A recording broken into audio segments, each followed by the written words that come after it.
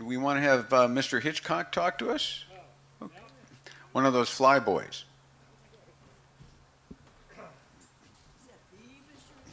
Huh? No, this isn't the Mr. Hitchcock. I've known Bob casually for a few years here, and he had a rare assignment in combat in Europe on an airplane. So can you tell us a little bit about it? Sure. First of all, I'm a local boy here. I grew up in a little village out here that's torn down now. It was called Avon. Oh, yes. Anybody remember Avon? Yes, yes. Well, that's where I grew up. You're a little bit taller, so I'm going to raise this up. Okay.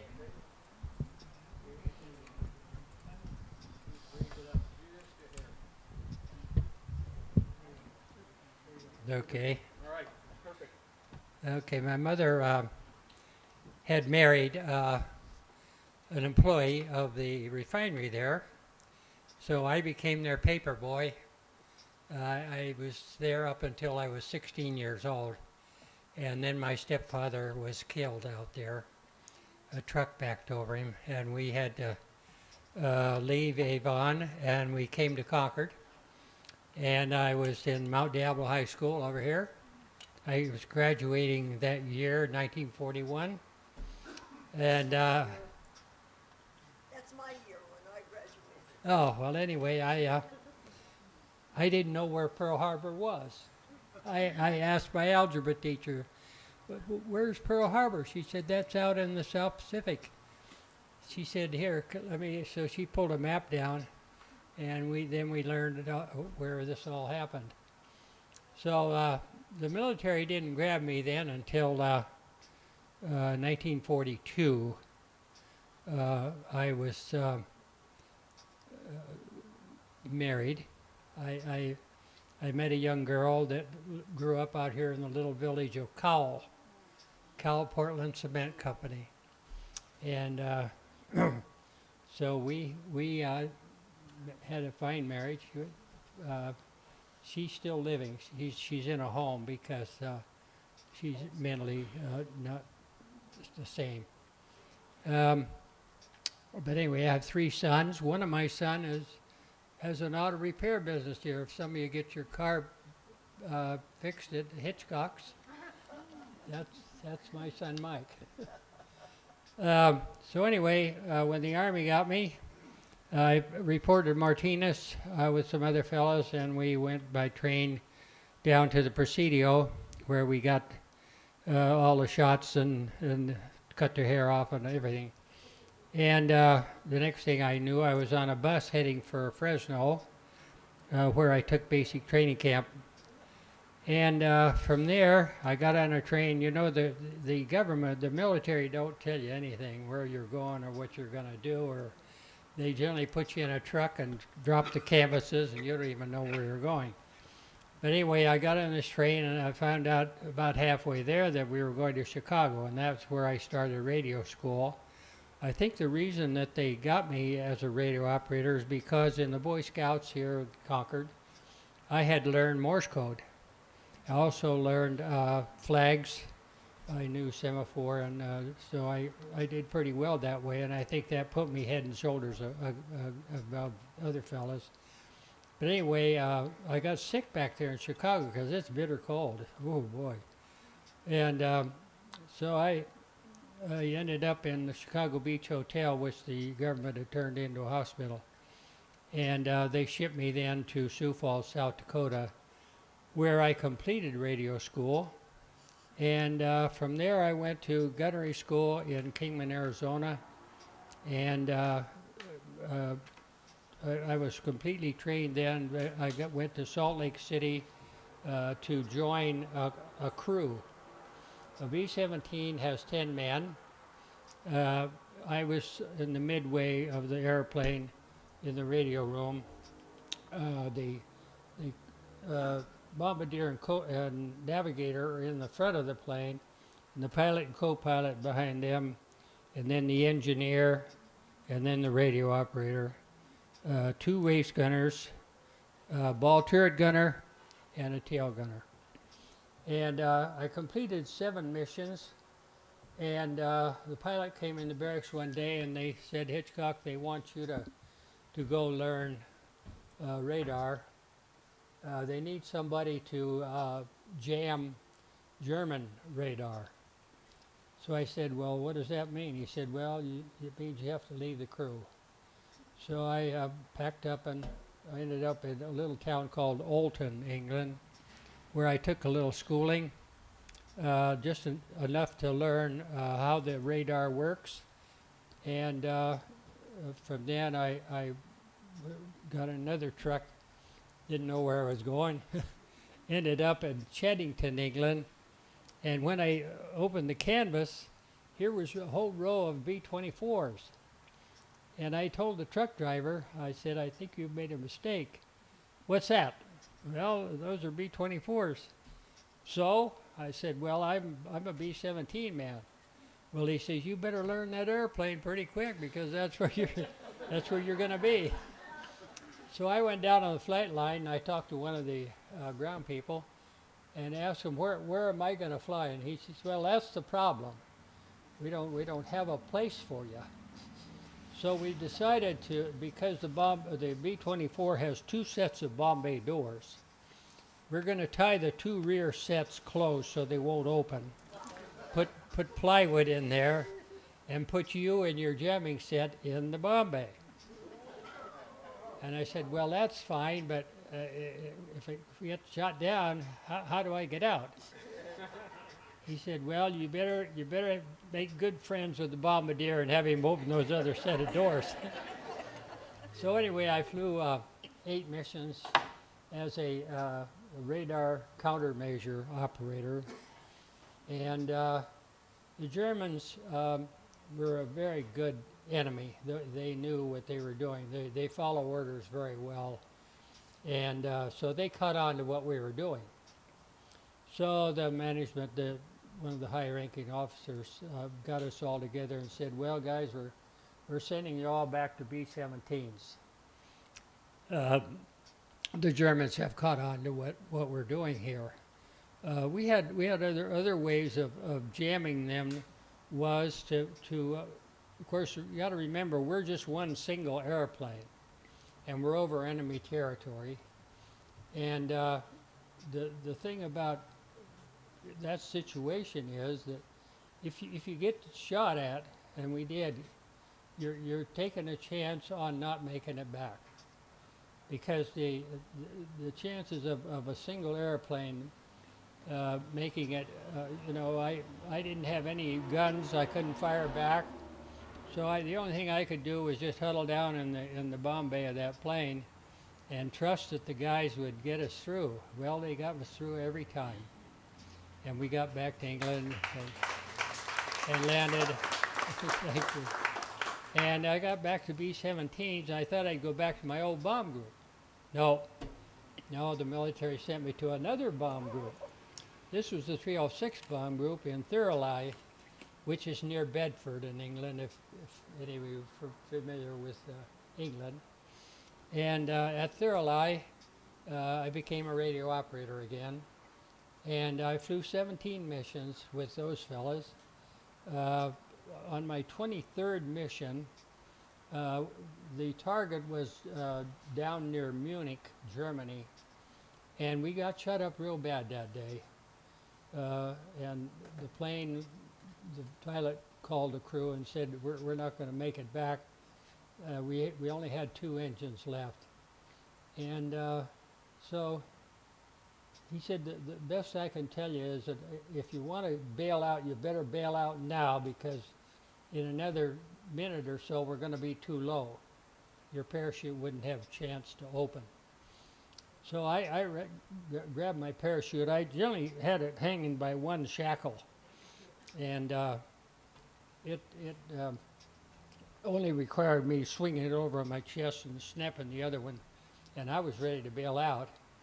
And I got the ball turret gunner out of the ball, and it was my responsibility as radio operator to help the ball turret gunner out of his turret, because there's only one tiny little door for him to get up into the airplane.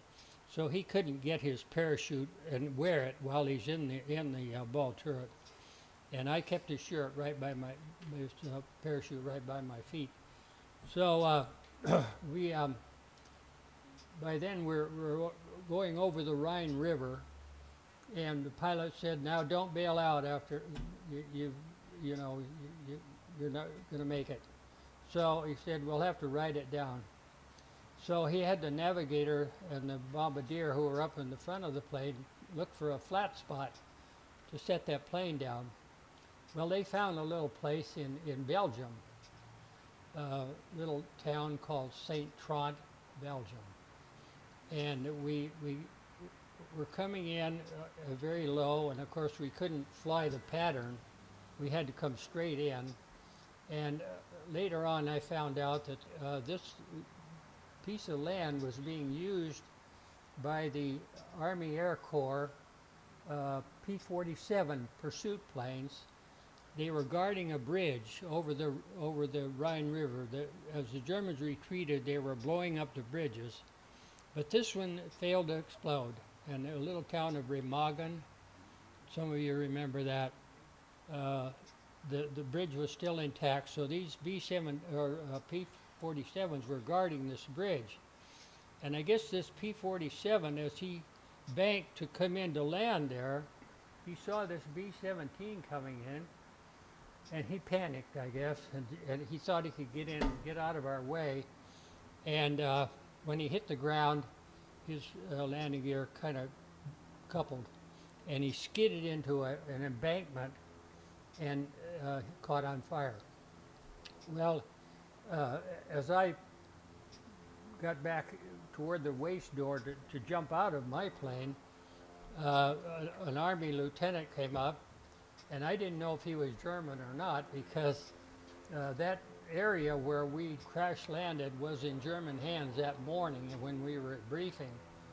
But our army had gone into the position, taken over, so we weren't going to be taken prisoner of war.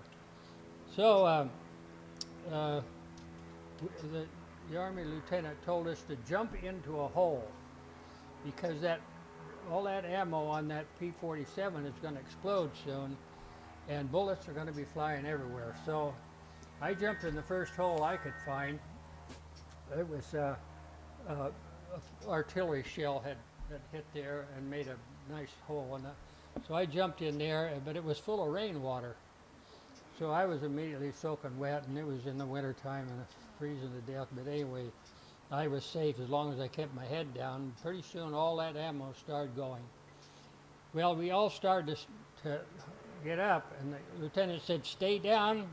That P-47's got a 250-pound bomb under his fuselage that hasn't gone off yet."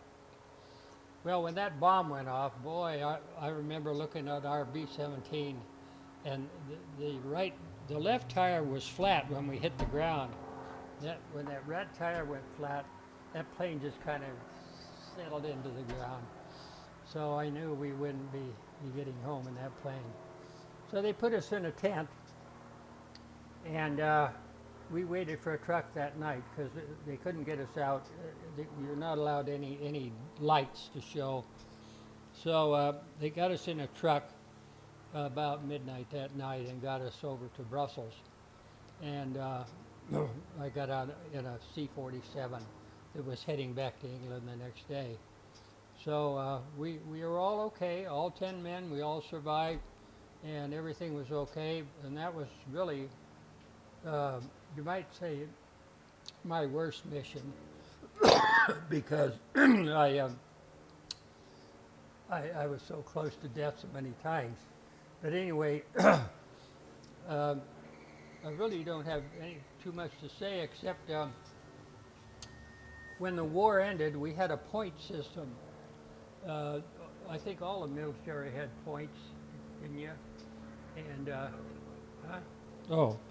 And I had so many points that the sergeant said, "Hitchcock, we're not sending you to fight the Japanese. You're going to have to stay here in England. We'll find a job for you." So I became a photographer, And they stripped the B-17 with all the armor plating out, all of the guns and the ammo belts and everything, and put 7 cameras in the plane. And that was my job, to make sure those cameras were taking pictures. We had to fly at 12,000 feet, straight and level, in 12 miles, and turn and come out to the coast again and do this hour after hour taking pictures. But you know, those cameras took the most beautiful pictures. And what was on my mind was that the Germans were defeated. Our war with them was over. So why are we taking pictures? But General Patton had been on to Eisenhower for not having proper maps to fight his battles. He was using pencil sketches. And so that's why we were taking pictures. But that was my experience as far as overseas. I had to stay there then in England until the following October. The War of Japan had ended, and I couldn't even stay with the 8th Air Force because they had left to fight the Japanese. So they put me in the 9th Air Force. So my uniform, which still fits, I still wear it. I have the 8th patch over here and the 9th patch over here, because I had to go to Paris in order to get to America, if that makes any sense. But I felt I was going the wrong way to get to America. But the Germans had blasted all of the seaport towns. Le Havre, where I was scheduled to get on a ship to come to America. The only way I could get to that ship, because it was just twisted steel and cement, they edged the ship up to the as far close as they could, and then took hawsers and tied the ships up, and we had to walk over planks to get on. Here I had a barracks bag in each hand, trying to get on that little 2x12 to get over to the ship. But we all got on the ship. There were 7 ships left New York Harbor to get back to America, and all 7 got to Le Havre, but there'd been a tugboat strike in New York Harbor. So that was the reason no ships were coming to take us home. So we got out in the sea off of the south part of England when a terrible storm hit.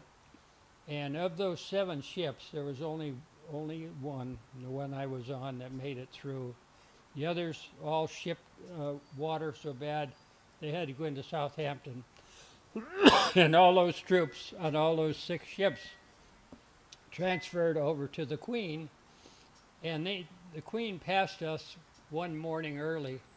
She was doing 36 knots, and we were doing 8 knots in an old Liberty ship.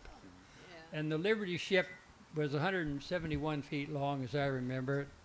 And in a storm, a ship of that size will go up on a swell and come down in the trough and come up on the next swell, but it's not long enough to reach the next, and it'll drop into nothing. And the screw will come out of water, and the ship. So everybody was seasick except me and another fella. So we had the job of cleaning up all those messes. And anyway, took us 15 days from Le Havre to New York Harbor. So that was my experiences. Thank you, Bob.